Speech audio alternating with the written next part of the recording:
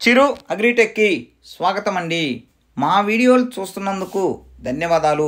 అయితే 4 రాష్ట్రాల రైతులకు KNM 7715 గురించి, అదేవిధంగా చిరు అగ్రిటెక్ వరి విత్తనాలు తయారు గురించి డౌట్లు ఉన్నాయండి. వాటిని ఇప్పుడు క్లారిఫై ఇస్తాను ఫ్రెండ్స్. ఇక్కడ మీరు చూస్తున్నది KNM 7715 వరి విత్తనాలండి.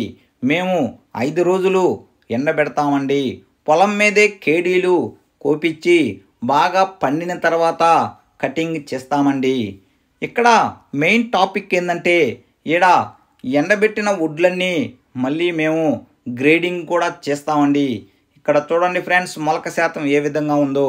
3వ రోజు సాయంత్రానికల్లా ఈ విధంగా మొలక వస్తుంది ఫ్రెండ్స్. 3వ రోజు సాయంత్రం అన్న పొలంలో చల్లుకోవచ్చును, లేదా 4వ రోజు ఉదయాన్నే కొన్ని ఏరియాలో చల్లుతారండి. ఇక్కడ KNM 7715 వరి వెరైటీని వరి వెరైటీని కలిపి తయారు చేశారంటే BPT జై శ్రీరామ్ అనే పేరెంట్స్తో ఈ KNM 7715ని తయారు చేశారండి.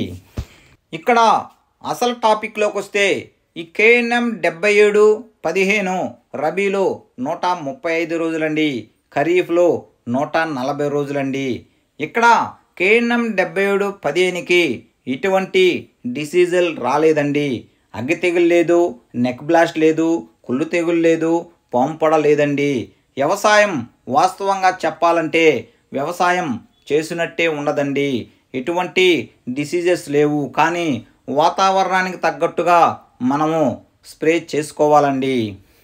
ఇక్కడ చూడండి ఫ్రెండ్స్, మేము పొలంలో కేడీలు కోపించి, అదేవిధంగా 5 రోజులు ఎండబెట్టి, అదేవిధంగా గ్రేడింగ్ చేసే విధానం చూడండి ఫ్రెండ్స్. ఇవన్నీ చేసి 20 కేజీల 200 గ్రాములు మేము నేషనల్ లెవెల్లో 4 రాష్ట్రాలకి పంపిస్తున్నామండి. మేము గోను సంచులు మంచి తిక్కుగా ఉండేవి చూడండి ఫ్రెండ్స్, వీటిల్లోనే పంపిస్తామండి. ఎందుకనంటే 4 రాష్ట్రాల్లో ట్రాన్స్పోర్ట్లో ముఠా వాళ్ళు ఎగిరి ఎత్తెత్తున వేస్తారండి. అట్టడప్పుడు కొన్ని సందర్భాల్లో చినిగిపోయే అవకాశాలు చాలా ఉన్నాయండి. ఈ విధమైనటివి ఎన్ని రోజులైనా ఏమీ డ్యామేజ్ కావండి.